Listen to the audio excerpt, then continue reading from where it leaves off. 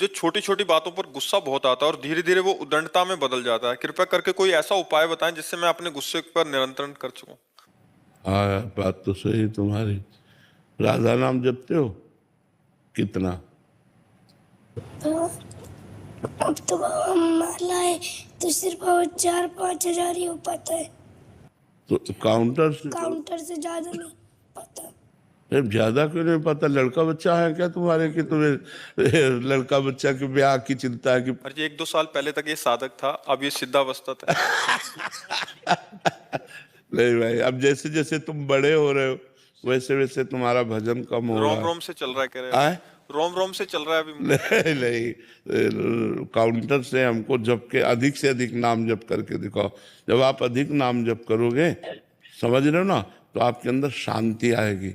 जब छोटी छोटी बातों में जो गुस्सा होता है ना, वो हृदय कमजोर हृदय होता है, वो मलिन हृदय होता है। निर्मल हृदय में क्षणे तुष्टा क्षणे रुष्टा, रुष्टा तुष्टा क्षणे क्षणे, ये नहीं होता, उसमें गंभीरता होती है। इसलिए आप नाम जप और बढ़ाओ। माता पिता के रोज पैर छूते हो? देखो सब गलत करने लगे। छोटे थे तुम सब बात सही करते थे, अब तुम सब गलत करने। रोज माता पिता के पैर छुआ करो, ठीक है? रोज पैर छुआ। सब संतों को प्रणाम किया करो। करते हो संतों को प्रणाम? संत करते हैं इसको। इसी में तो बिगड़ गया। वो 1-2 वीडियो चले गए हमारे साथ के, हाथ तब से सिद्ध हो गया। छोटा बच्चा था तो आके पद्मासन में बैठा और पास में वार्ता हुई तो वीडियो चला गया, तो इसके बहुत फ्लावर क्या कर फॉलोअर हो गए। अब वो सिद्ध हो गया। नहीं, गलत बात। सब संतों को प्रणाम किया करो, माता पिता के पैर छुआ करो और खूब नाम जप करो, ठीक है? चतुरासी जी का पद आता है कोई? जी के पास 12 पद तो अच्छे से आते हैं। 12 पद अच्छे से आते हैं। पहला पद सुना दो। जोई जोई प्यारो करे सोई मोहि भावे, भावे मोहि जोई सोई सोई करे प्यारे। मुको तो भावती ठोर प्यारे के नैनन में प्यारो भयो चा मेरे नैनन की तारे। मेरे तन मन प्राण ते प्रीतम प्रिय अपन कोटि का प्राण प्रीतम सोहारी। जय सीतारी वंश हंसनी सवाल कौन करे तरंगनी। हाँ ठीक है, बहुत अच्छे बच्चे। नाम जपो कथा में। हाँ महाराज जी, जीवत्व में देहाभिमान पुष्ट रहता है। जीवत्व में देहाभिमान पुष्ट रहता है और देहाभिमान में मन भोगासक्त रहता है। भोगासक्त मान सम्मान का भोग और इंद्रिय जन्य विषय भोग। जब हम साधना में लगते हैं तो ये शांत होते हैं, नष्ट नहीं होते। ये चिंगारी स्वरूप रहते हैं।